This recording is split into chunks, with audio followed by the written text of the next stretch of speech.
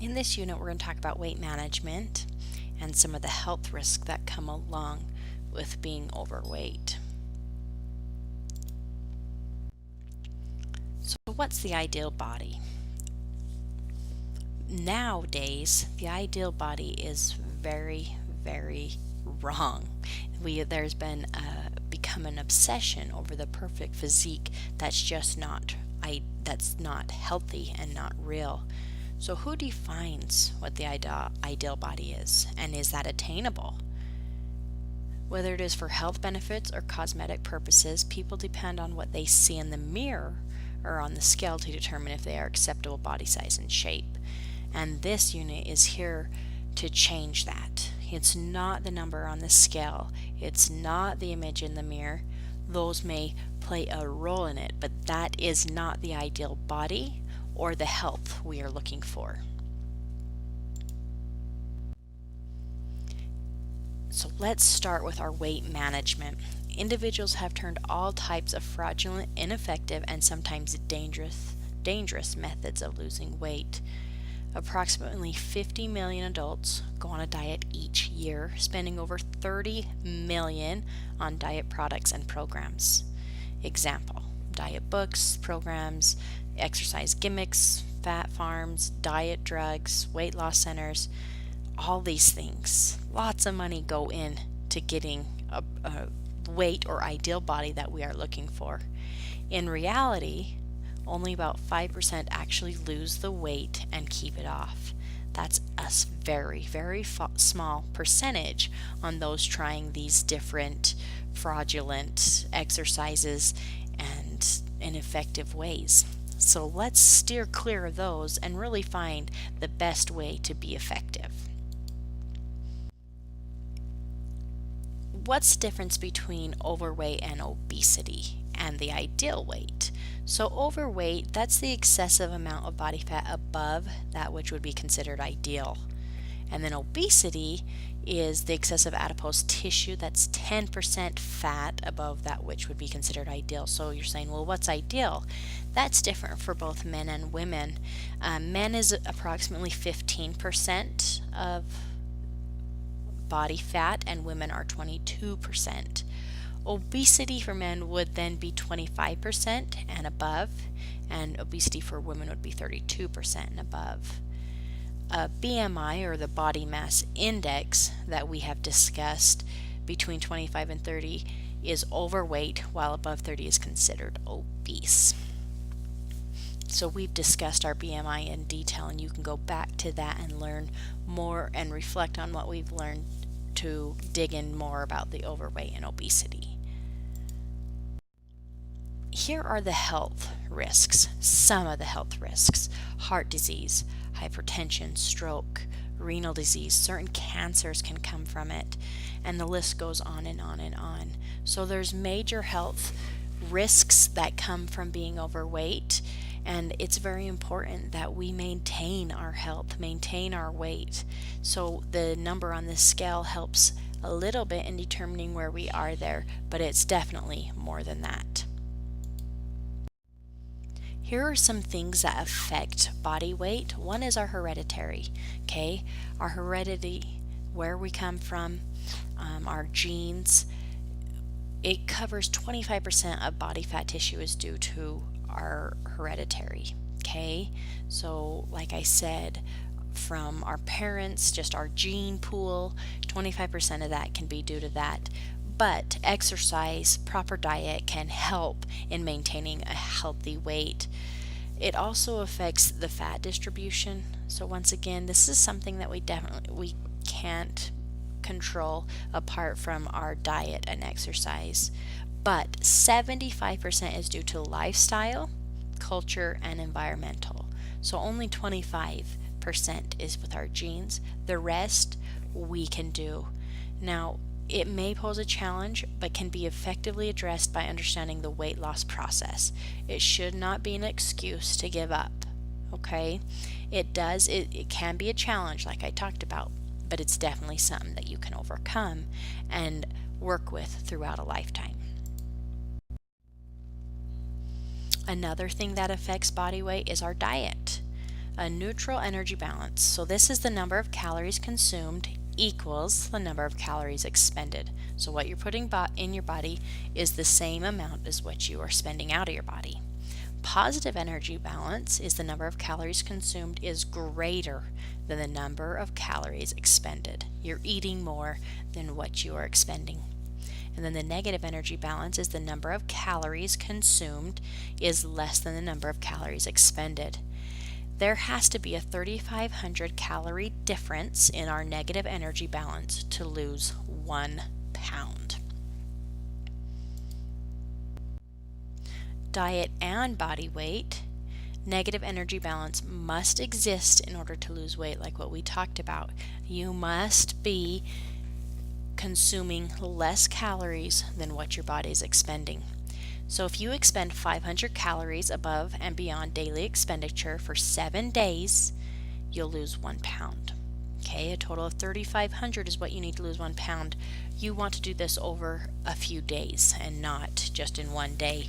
So you can lose a whole pound by just doing 500 each day. Fat is the body's storage form of energy, and so it's needed. Calories consumed above what is needed for energy are stored as fat.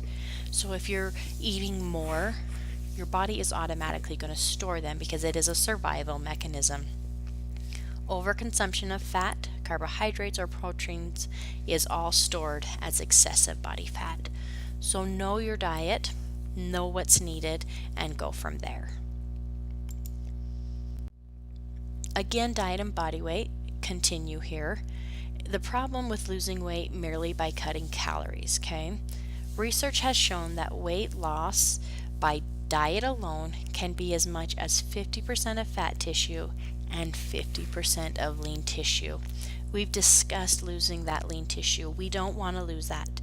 We only want to lose the fat tissue, so it's very important that you don't just diet alone. Reducing calories is the quickest way to lose weight. So reduce your calories, but also start an exercise program with it. 500 less calories a day will be 1 pound a week lost. Like I told you, just 500 a day. You don't need to do all 3,500 in one day. Focus on one day at a time, and you'll see throughout the week as you improve. Why not 1,000 less or 1,500? Being safe, you want to make sure that you lose weight appropriately, and if you go extreme, it can cause problems, health problems, and it's not a healthy way. It can make you fatigued, it can cause muscle soreness, muscle damage. You want to make sure that you're doing it safe. Now, your metabolism also increases as you work out, and so that can help you in losing your weight as well. And once again, your calories need to be reduced in order to lose weight. So know the calories you're taking in and the calories that you are expending in your exercise. One other thing affecting your body weight is exercise. When a person loses weight by diet alone, they don't just lose the fat. We talked about that. They lose lean mass as well, something we don't want to lose. Weight loss without exercise will result in losing lean muscle tissue as well as some fat. So you're going to be losing both. And then weight loss with an exercise program will result in preserving muscle and placing the focus on fat loss. That's why we want to do diet and exercise. I wanted this chart in here so that you can see the calories that you can burn in your weight category and with different activities. Now these are per hour, so you can pause right here for a second and just take a look at these, see what you want to be doing and the calories you want to be burning, and you can focus on specific activities that you want to do. The last one I want to talk about with factors affecting body weight is strength and resistance training. We've discussed this previously in our muscular and flexibility, but I want to review it again. When strength training is used as part of a weight loss or maintenance program, the most important factor is fat loss, not total weight loss. Focus on the fat loss, not the weight loss. That is different. An increase in lean muscle may cause the numbers on the scale to stay the same or even increase. However, the most important factor is the body fat loss, not the number on the scale. This is where people are wrong. Many times they look at that number on the scale, but everybody has different body types, different bone mass, and that number on the scale does not tell us what your body is really composed of. We want to know the muscle and the fat difference, and that's what I want you to focus on. Let's talk here for 2 minutes about diet supplements and low calorie diets. Very low calorie diets, they should only be used. This is less than 800 calories, but they should only be used by extremely obese individuals and under a doctor's supervision.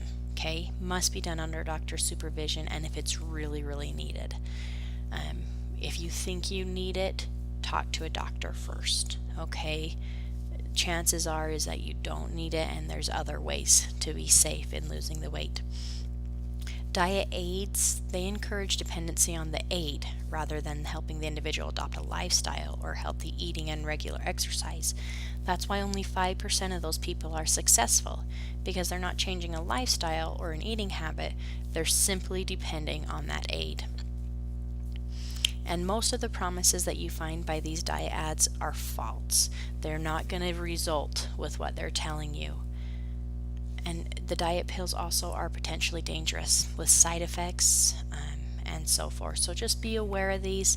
The best way to lose weight is a lifestyle change, healthy eating and regular exercise. Here's some weight loss techniques I would like you to focus on and implement into your workout. The initial goal should be a loss of 10% with a weight loss of 1 to 2 pounds per week for 6 months, and then reevaluate. We don't want more than that. That's healthy, 1 to 2 pounds a week, and then reevaluate at the 6-month mark. Create a 500 to 1,000 calorie diet per day and include exercise with it. Okay, when I say per day, I'm not saying a 500 to 1,000 calorie per day, a deficient from what you are now. Okay, so take 500 to 1,000 calories off what you're eating now and then include exercise with it. You reduce your dietary fat in a practical way. That's important. You can just limit oils, butters, margarine, salad dressing, and so forth. Those fats, just reducing them. So make sure you are doing it practically. Keep dietary fat below 30% and carbohydrates at 55%. Okay, be aware, and keeping track is going to be very helpful. Eat a heart healthy diet by keeping saturated fats under 10%, and then cholesterol under 300 milligrams a day, sodium less than 2,400 milligrams a day. And then also choose high fiber foods. And we've talked about these in our nutrition. So learn those foods, what you can eat, and really the energy that they provide for you, and implement that into your diet to help you with this technique of weight loss or maintaining an appropriate weight. Here's some diet myths. Diet soda helps lose weight. This is actually false, because diet sodas, they're artificial sweeteners and they stimulate a sweet tooth. So really, they're actually making you hungry. So be aware of that. The more calories you cut, the more weight you will lose. This is false. Your metabolism will slow down as you stop eating, and so it's very ineffective. You want your metabolism moving. You want it to be going fast so that you can burn the weight, burn those calories. Don't eat pasta if you want to lose weight. This is also false. Pasta is not the problem. It's what we put on the pasta, or how much pasta we are eating. Okay, so pasta's not bad. Just eat it with good portions and what we're putting on top. Don't eat after 8 p.m. This is false too. Calories don't know what time it is. Use more than you consume. And that's the best way to put it, is what you're putting in your body and what you're expending out of your body. Reduced fats are better.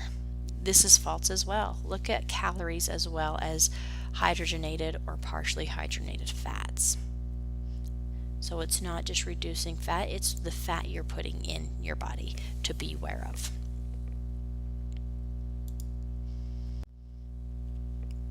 Our last kind of area in this is eating disorders that are very dangerous. So we've talked about a healthy weight and losing weight and the importance of that, but I want to focus on the other end now of some of these eating disorders. Anorexia is a major problem. Today's world makes us focus on our body images very much so, and ideal body image is incorrect. So anorexia deprives the body of needed nutrients to the point that heart and brain suffer damage. These are more than just being too skinny. It causes physical, mental damage that is very important. Brittle bones, swollen joints, and eventually it can cause your heart to fail. So if you're at this stage, make sure you get some help. The next one is bulimia. Binging, purging syndrome, a consumption of high amounts of food followed by self-induced vomiting and use of laxatives and diuretics. This is also bad. It can cause severe tooth decay, stomach rupture, and heart failing due to mineral loss may occur. You're not getting your nutrients. And then your esophagus can also be inflamed.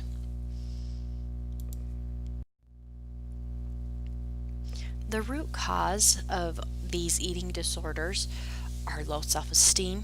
The person may be very successful in many areas of life, but feels a need to be perfect. Nobody's perfect, and an ideal body is not a weight. Go back to that. Ideal body is not a weight. A fear of becoming fat can lead to an eating disorder.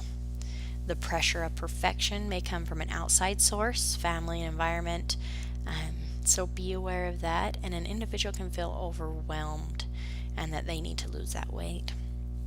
Control of eating habits may be a way to deal with stress in one's life. So if you're stressed, you may eat or you may not eat. So be aware of that as well. And about 90% of those with eating disorders are female. Okay? And that number is actually increasing in males as well. So it doesn't matter, male or female, be aware of these eating disorders because it is real in both. And eating disorders, they also appear to run in families.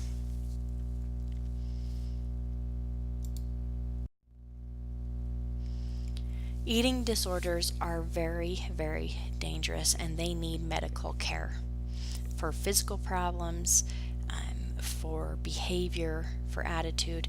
They need help, okay? And there's a lot of ways to find it through hospitals, through nutritionalists, through psychologists.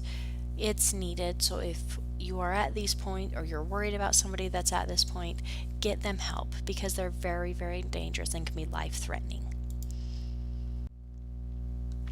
What can you do if you aren't the person with the eating disorder? You can be supportive, be a good listener, okay? Encourage professional help. Be prepared for denial, okay? A lot of eating disorders are in denial. They don't see what's going on. So make sure you're ready for that denial, resistance, and even hostility, okay? They may get upset with you, but the best interest for that person is in your mind, and you'll get there as long as you help them through it and be patient, a good listener, supportive, and then be responsible for him and her, his or her, whoever you're helping. If you sincerely try to help, that's the best you can do. Even if it doesn't change, you are sincerely trying to help. That is our weight management program. I want to reiterate a few things. An ideal body image is not what we see in the mirror, it's not what we see on TV, and it's not the number on the scale. Knowing what you're putting in your body, knowing how much you're putting out of your body, is a huge factor in your weight management. We want you healthy. We don't need you to be a certain weight. We need you healthy. And health is weight management in eliminating the extra fat that you don't need and keeping your body fit and healthy.